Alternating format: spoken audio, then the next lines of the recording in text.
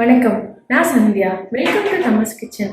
இன்னைக்கு நம்ம சேனல்ல ரெஸ்டாரண்ட்ல நம்ம விரும்பி வாங்குற நானை வீட்லயே எப்படி செய்யறதுன்னு தான் பார்க்க போறோம். நம்ம கடையில வாங்குற நான் கூட ஈஸியா புட முடியாதுங்க. பட் நம்ம வீட்டில் செய்யற நான் 2 hours 3 hours அப்புறம் கூட ஈஸியா புடுற மாதிரி இருக்கும். நல்லா சாஃப்டா இருக்கும்.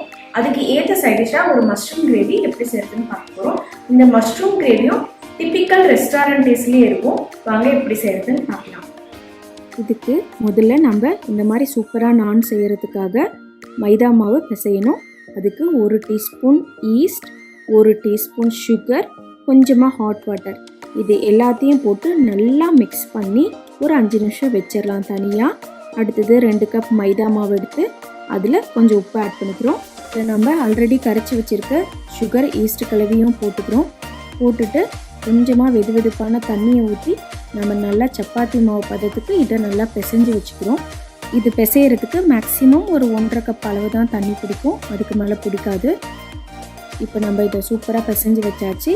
இதை 1 மணி நேரத்துக்கு நம்ம அப்படியே ஊற வச்சு வச்சிடலாம். அடுத்ததாக ஒரு கடாய் எடுத்துட்டு நல்லா பேன் நல்லா காஞ்ச உடனே அதில் 1 டேபிள் ஸ்பூன் ஆயில் ஊற்றிக்கலாம். ஆயில் ஊற்றிட்டு இதில் 2 வெங்காயத்தை நம்ம பெருசாக கட் பண்ணி வச்சுருக்கோம், அதை அப்படியே ஆட் பண்ணிக்கிறோம். அதில் கொஞ்சமாக ஃப்ளேவருக்காக இஞ்சி ஆட் பண்ணியிருக்கோம், 4 பூண்டு ஆட் பண்ணியிருக்கோம், ஒரு 7 to 8 முந்திரி ஆட் பண்ணியிருக்கோம். இது எல்லாத்தையும் போட்டு நல்லா வணக்கி எடுத்துக்கிறோம். இதில் நான் 3 டீஸ்பூன் கொத்தமல்லி தூள் ஆட் பண்ணியிருக்கேன், ஒரே ஒரு தக்காளி. இது எல்லாத்தையும் போட்டு வேணும்னா கொஞ்சமாக தண்ணி ஊற்றி நல்லா வேக வச்சு ஆற வச்சு மிக்சியில் நம்ம இதை பேஸ்ட்டாக அரைச்சி எடுத்துக்கிறோம். அடுத்ததாக ஒரு பேன் வச்சு அதில் நம்ம 1 கியூப் பட்டர் போட்டு பட்டர் மெல்ட் ஆனவுடனே இதில் சீரகம் ஆட் பண்ணுறோம். நான் இதில் ஷாகி ஜீரா ஆட் பண்ணியிருக்கேங்க. நார்த் இந்தியன் டிஷ்ஷுக்கு மோஸ்ட் ஆஃப் ஷாகி ஜீரா தான் ஆட் பண்ணுவாங்க. உங்களுக்கு கிடைக்கலன்னா நீங்கள் நார்மல் ஜீரகம் கூட இதுக்கு யூஸ் பண்ணலாம். பட் இந்த ஷாகி ஜீரகம் போடும்போது நல்ல ஃப்ளேவர் கொடுக்கும் கிரேவிக்கு. முடிஞ்சால் பாருங்கள், இல்லைன்னா நார்மல் ஜீரகத்தை நீங்கள் சேர்க்கலாம். சீரகம் நல்லா புரிஞ்சோடனே ஒரு பெரிய வெங்காயத்தை பொடியாக கட் பண்ணி போட்டு நல்லா வணக்கிக்கிறோம். சீக்கிரம் வணங்குறதுக்காக இதில் கொஞ்சமாக உப்பு ஆட் பண்ணிக்கிறோம். அடுத்ததாக 2 பேக்கெட் காளானை எடுத்து வச்சுருக்கோம், நம்ம நல்லா கழுவி கட் பண்ணி வச்சுருக்கோம். அதையும் இதில் போட்டு நல்லா மிக்ஸ் பண்ணிடுறோம். வணக்கி விட்டுட்டு இதில் கொஞ்சமாக இஞ்சி பூண்டு பேஸ்ட் போட்டிருக்கிறோம், ஒரு 1/4 டீஸ்பூன் போட்டுட்டு அதையும் நல்லா மிக்ஸ் பண்ணி விட்டுறோம். இதில் கொஞ்சமாக பீஸ் ஆட் பண்ணிவிட்டு அதையும் போட்டுட்டு நல்லா மிக்ஸ் பண்ணிவிட்டு இதுக்கு தேவையான அளவு மஞ்சத்தூள், மிளகாத்தூள் எல்லாத்தையும் போட்டுட்டு காரத்துக்கு தகுந்த மாதிரி போட்டுட்டு நல்லா வணக்கி விட்டுறோம். இதில் ஒரு அரை குடமிளகாயும் போட்டுட்டு நல்லா வணக்கி விட்டுட்டு இதை நம்ம அப்படியே மூடி வச்சிடுறோம். மூடி அடுப்பை சிம்மில் வச்சுட்டு ஒரு 5 to 10 நிமிஷம் நல்லா வேக வச்சிடுறோம்.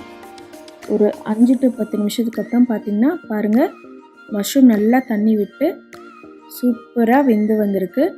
இதில் நம்ம ஆல்ரெடி மிக்சியில் அரைச்சி வச்சுருக்க வெங்காய பேஸ்ட்டை வடிகட்டி இதில் போட்டுறோம்.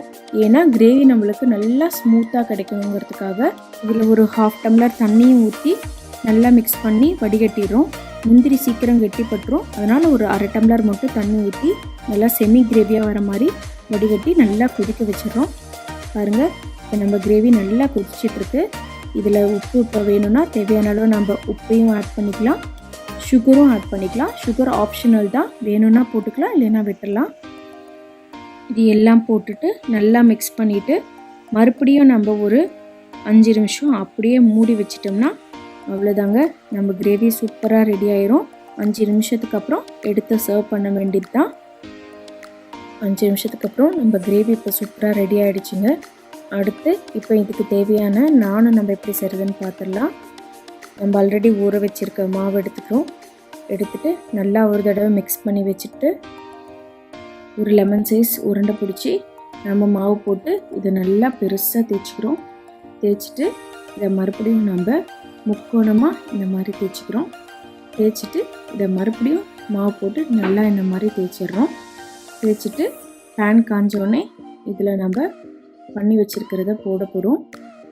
போட்டுட்டு 2 பக்கமும் திருப்பி விட போகிறோம். பாருங்கள், ஈஸ்ட்டு போட்டுக்கிறதுனால எவ்வளோ சூப்பராக நம்மளுக்கு உப்புது. வேணும்னா நீங்கள் பட்டர் போட்டுக்கலாம். போட்டுட்டு எடுத்துட்டா நம்மளுக்கு நான் ரெடி.